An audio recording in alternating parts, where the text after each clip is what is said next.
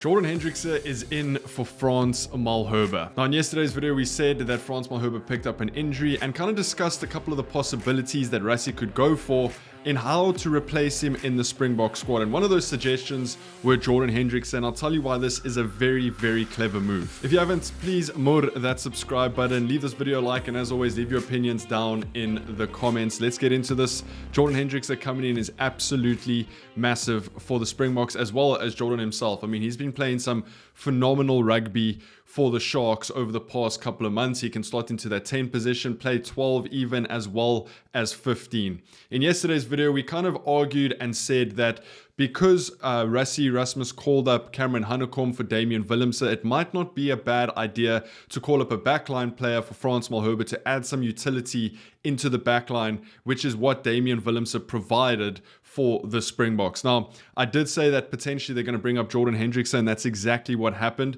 which is massive because losing Damian Willemse was a massive blow. He looked in form. He can play 15, he can play 10, he can play 12. And dare I say, Jordan Hendrikse is almost a like-for-like replacement with Damian Willemse. Yes, maybe he doesn't have the experience and 2 Rugby World Cups behind him, but he does have that versatility that is much needed in the Springbok side. Now, when Rassie Rasmus was kind of explaining the selection, he did say that there is enough depth in the prop position at the moment with Thomas de Toy, Vincent Kok, Volkolo, Ox, and Gerrit Steenekamp, that they could potentially make it through this outgoing tour without sort of any issues. And if one of them or 2 of them do get injured, then he said that the time zone is very similar, so it's quite easy to sort of call up a prop if need be for them to fly over and play in one of the test matches. But now this paints some interesting prospects for the backline, for the Springbok backline, right? Because now we sort of have 3 10 options, we have 3 fullback options,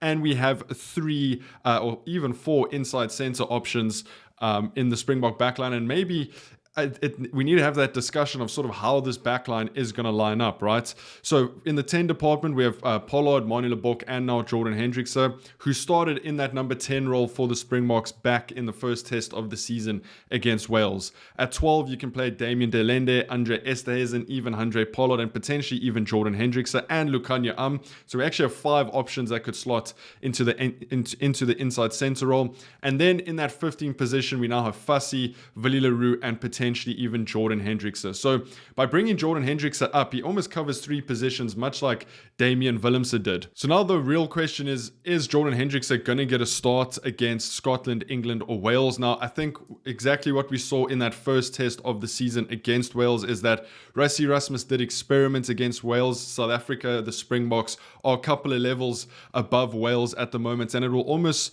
provide that it's almost an experimentation type of test match, right? We can sort of play not a B team, but give guys experience in that Wales test to sort of see how they cope under the pressure. That's exactly what we did in the first Wales test, and I think the second Wales test is going to provide the Springboks with that freedom to experiment with positions. Whether Jordan Hendrikse gets game time against Scotland and England is a completely different story. I think we'll probably go for a more conservative backline in those, not conservative, but our sort of A-list backline in that England and Scotland game, just because England are playing some good rugby at the moment. Scotland, you never really know what you're going to get from them on that day. They can pip anyone on their day.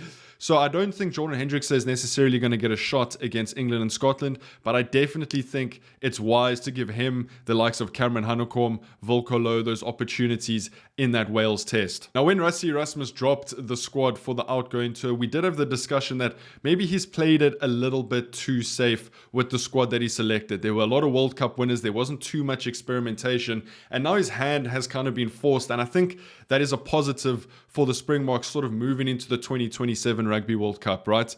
Getting Jan-Hendrik Wessels getting injured, yes, is a little bit unlucky, and he is one of those guys that needs the experience, but then to bring in Johan Grobler and Volkolo to get that experience on the outgoing tour, Volkolo who has played for the Springboks before, Johan Grobler who has sort of been in that third seat in the hooker role, is going to be vital and very good experience for them to sort of be in that Springbok system, whether they play or not. Then Damian Willemse getting injured and Rassie Rasmus bringing in Cameron Hanekom, who a lot of people have been asking to see in the Springbok setup, is a very, although it's very sad for Damian Willemse, it is good for the Springbok side to sort of bring in Cameron Hanekom and see how he fits into the squad and if he can play against Wales or if they're going to just throw him into the deep end where he plays against England and Scotland. And then again, for Frans Malherbe to get injured and then bring in Jordan Hendrikse is all positives for the Springboks because it's building that overall squad depth. We've now got it's probably 3 or 4 guys in each position, and giving these younger guys, these less experienced guys, opportunities is vital for the Springboks' development into that 2027 Rugby World Cup. Damian Willemse and Frans Malherbe very unlucky to miss this outgoing series. Jan-Hendrik Wessels maybe even more unlucky because he has been playing some good rugby, and for him to sort of get that experience and build into the 2027 World Cup would have been vital. But